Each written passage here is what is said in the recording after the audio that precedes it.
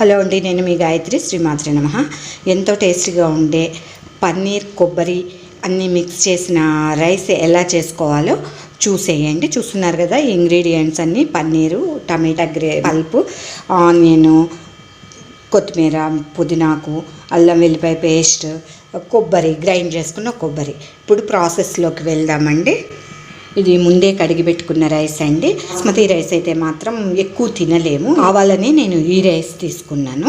తడి గిన్నె అయితే కొంచెం మందంగా ఉంటుందని పెట్టుకున్నాను. నెయ్యి వేసుకుంటున్నాను.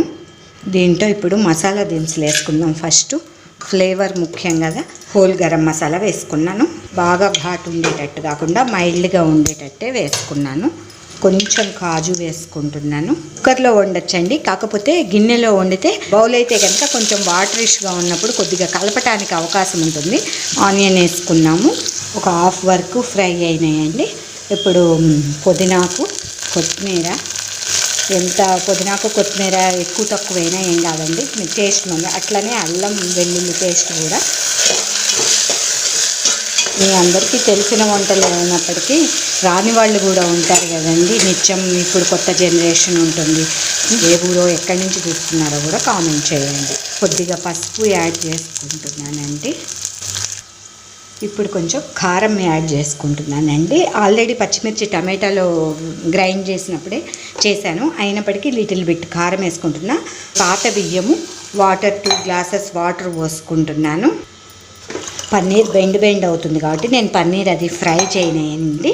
ఇప్పుడైతే వాటర్ పోసేసాను. ఇవి బాగా సరిపోయినంత సాల్ట్ వేసుకుందామండి. ఇప్పుడు పన్నీర్ వేస్తే బెండ్ అవుతుంది కాబట్టి ఈ స్టేజ్లోనే నేను పన్నీర్ వేస్తున్నాను. అట్లాగే టమాటా కూడా నేను వాటర్లోనే ఉడికేటట్టు వేస్తున్నాను.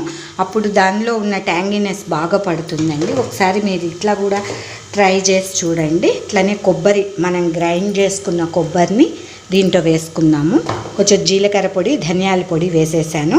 రైస్ వేసుకుందామండి. ఇప్పుడు అన్నీ వేసేసాం కదా, కంప్లీట్లీ ఈజీగా, పెద్ద కష్టం లేకుండా మ్యాగ్నేట్ చేయాలి, అవి పెట్టాలి ఇవి పెట్టాలనే లేకుండా సింపుల్గా ఎవరైనా చేసుకోవచ్చండి. ఇది బిజీ లైఫ్ ఉన్న వాళ్ళకి ఈ వేలో ట్రై చేస్తే వెంటనే ఒక హాఫ్ అన్ అవర్లో అన్నీ రెడీ చేసి పెట్టుకుంటే హాఫ్ అన్ అవర్లో అయిపోతుంది.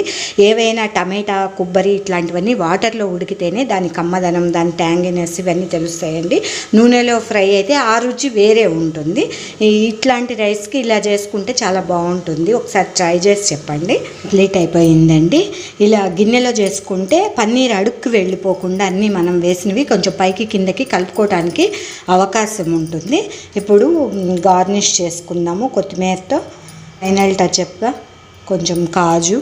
కంటికి ఇంపుగా ఉంటేనే తినడానికి ఇంపుగా ఉంటుంది కాబట్టి సింపుల్గా రెడీ చేసుకోవచ్చండి. ధన్యవాదాలు.